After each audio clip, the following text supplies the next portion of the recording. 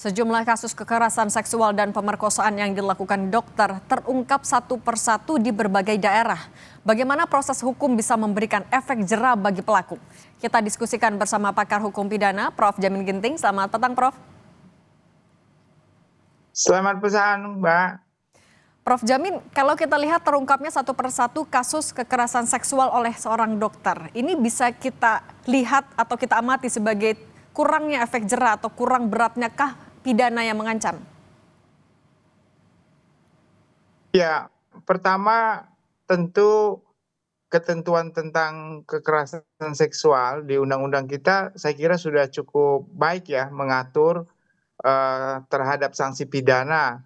Tetapi selain sanksi pidana karena ini pelakunya deliknya profia ya, dalam hukum pidana dikatakan delik tertentu yang dilakukan oleh profesi tertentu, maka harusnya ada penambahan pemberatan ya terhadap pelaku.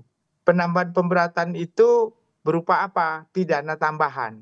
Pidana tambahan itu adalah pidana yang diputuskan oleh hakim. Salah satunya hakim juga berhak untuk merekomendasikan atau mencabut izin praktek daripada para dokter ini apabila terbukti bersalah, atau juga membekukan atau melarang untuk melakukan praktek ini.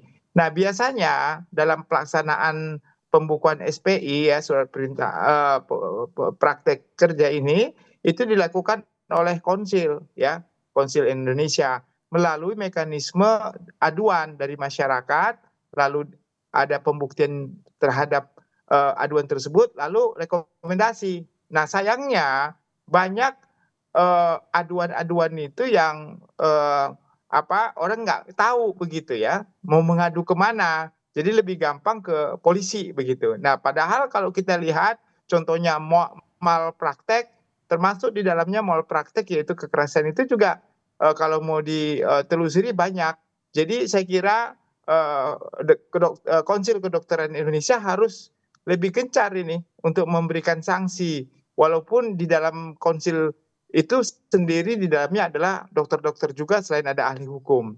Nah, jadi menurut saya itu yang pertama. Yang kedua, ada beban bagi rumah sakit ya. Kalau dia memang ini bagian dari rumah sakit untuk tidak memberikan kesempatan kepada dokter-dokter itu melakukan prakteknya sendiri, harus didampingi selalu. Kalau kita ketahui di luar negeri itu nggak pernah ada dokter dan pasien berduaan begitu. Itu dilarang, harus ada pendamping gitu. Nah, inilah harus karena beberapa rumah sakit mungkin karena efisiensi dan segala macam sehingga kurangnya perawat-perawat untuk bisa mendampingi dokternya. Padahal perawat itu sangat penting ya untuk menjaga hal-hal yang seperti yang dialami seperti ini begitu, Mbak. Prof. Jamin, tapi sebenarnya bagaimana penanganan kasus hukum agar bisa berpihak kepada korban? Kita ambil contoh yang di Malang, sebenarnya terjadi sudah 2022, apabila kasusnya sudah berlangsung lama, penanganannya seperti apa? Saya kira kalau daluarsa belum ya, Mbak ya, karena daluarsanya suatu penuntutan itu kalau tindak pidananya ini kan masih ada waktu ya, 12 tahun gitu. Jadi masih dalam lingkup atau perbuatannya masih ada gitu. Nah, kenapa ini kan masalahnya tertutup ya, artinya kenapa baru muncul sekarang gitu ya, dan banyak kasus-kasus akhirnya bermunculan begitu. Karena sekali lagi pasien merasa takut gitu ya untuk melaporkan ya, padahal kalau dilaporkan juga ini merupakan hal yang baik demi perbaikan daripada rumah sakit itu sendiri dan jangan sampai ada korban lagi ya terkait dengan perbuatan dokter tersebut. Karena dokter ini sangat rentan ya, Mbak ya, karena dia langsung bersentuhan dengan tubuh ya, apalagi kalau dokternya berlainan jenis ya. Dalam hal ini makanya akan berbahaya. Jadi syarat untuk dokter yang berlainan jenis itu harus ditetapkan didampingi oleh salah satu pendamping. Jadi nggak boleh berduaan Prof. begitu. Jamin, Ini yang harus ya. kalau ya yang tadi kita bicara tadi, ketika kasusnya sudah berlangsung 2 tahun lebih, bagaimana dari penegak hukum akan bisa melakukan pengumpulan buktinya, memeriksa saksi-saksi dengan ingatan yang mungkin sudah berbeda dengan pada saat kejadian?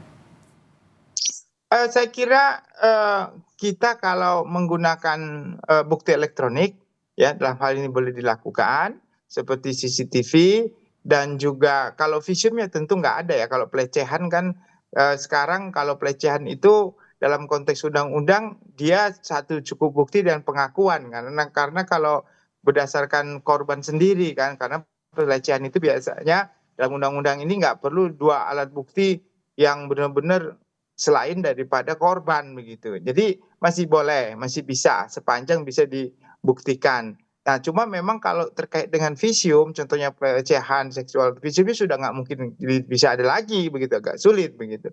Ya tinggal bukti elektronik dan bukti keterangan dari korban, itu saya rasa sudah bisa cukup untuk menjerat pelakunya begitu. Baik, Prof. Jamin Ginting, pakar hukum pidana, terima kasih sudah berbagi di Kompas Petang. Sehat selalu, Prof. Terima kasih, selamat sore.